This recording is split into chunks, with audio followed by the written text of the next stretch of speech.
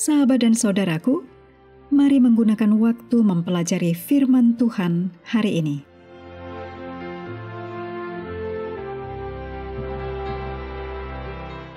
Hari Minggu, tanggal 7 September, judulnya Kepemimpinan yang Gagal.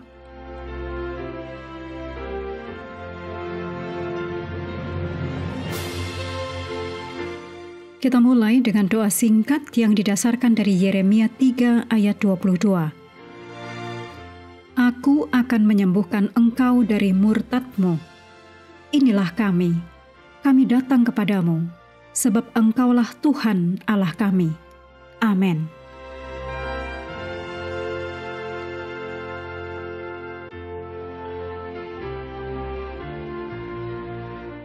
Tuhan memanggil Musa untuk menggunakan waktu bersama Tuhan.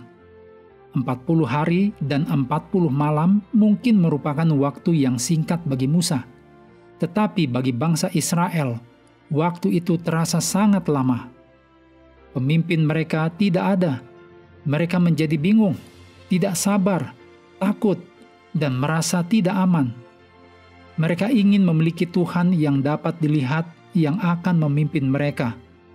Allah yang telah mereka lihat sepanjang hidup mereka di Mesir, yang penuh penyembahan berhala. Dalam Keluaran 32 ayat 1-6, dicatat bahwa kepemimpinan Harun bisa gagal secara spektakuler. Harun tidak mampu memanfaatkan kesempatan tersebut. Dia gagal memanfaatkan momen itu dengan melakukan apa yang benar. Alih-alih mempercayai Tuhan, Harun malah melemah di hadapan mayoritas. Orang-orang menuntut hal yang tidak terpikirkan. Di dalam Keluaran 32 ayat 1 dikatakan, "Mari, buatlah untuk kami Allah yang akan berjalan di depan kami." Dan Harun setuju. Orang-orang dengan sukarela memberikan emas untuk membuat berhala tersebut. Dan Harun bukan hanya tidak melarang mereka, tetapi pada kenyataannya, Harun mengajak mereka untuk menyumbang. Harun kemudian ikut serta dalam pembuatan ilah palsu ini. Setelah itu, mereka menyatakan, "Hai Israel, inilah Allahmu yang telah menuntun engkau keluar dari tanah Mesir." Ditulis dalam Keluaran 32 ayat 4. Begitu berdosa, jahat, dan picik. Mereka baru saja membuat berhala ini dan kemudian menyatakan bahwa berhala itu, patung itu yang telah membebaskan mereka. Bukankah menakjubkan bagaimana keinginan yang berdosa dapat memutarbalikkan pemikiran dan tindakan kita? Orang-orang merayakan buatan mereka sendiri, dan kemanusiaan serta moralitas mereka menjadi rendah dalam proses itu. Berikut ini kutipan dari tulisan Ellen G. White dalam buku Alfa dan Omega, jilid 1, halaman 373. Dalam kemelut seperti ini, diperlukan orang yang teguh, yang berani mengambil keputusan, yang betul-betul berani. Seorang yang lebih mengutamakan kehormatan Allah daripada untuk menjadi populer, lebih daripada keselamatan diri, atau daripada hidup itu sendiri. Tetapi pemimpin Israel saat itu tidak mempunyai watak seperti itu. Harun dengan lembek memprotes tuntutan itu. Tetapi kebimbangan serta perasaan takutnya pada saat yang kritis itu hanyalah membuat mereka menjadi lebih nekat lagi.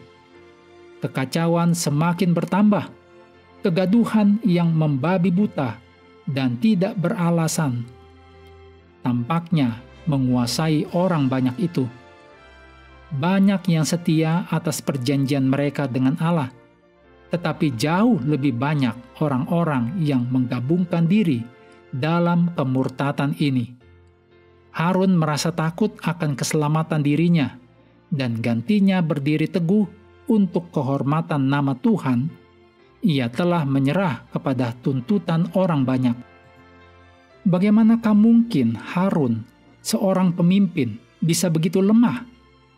Renungkan, dengan cara apa Harun berusaha membenarkan tindakannya yang mengerikan itu di dalam hatinya sendiri.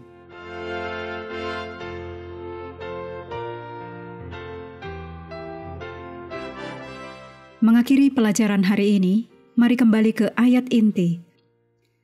Keluaran 32 ayat 31 dan 32. Lalu kembalilah Musa menghadap Tuhan dan berkata, bangsa ini telah berbuat dosa besar, sebab mereka telah membuat Allah emas bagi mereka. Tetapi sekarang, kiranya Engkau mengampuni dosa mereka itu. Dan jika tidak, hapuskanlah kiranya namaku dari dalam kitab yang telah Kau tulis.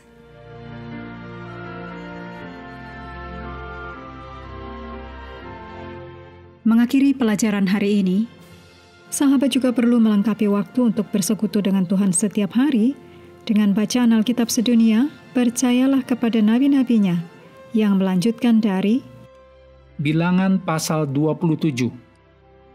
Tuhan memberkati kita semua.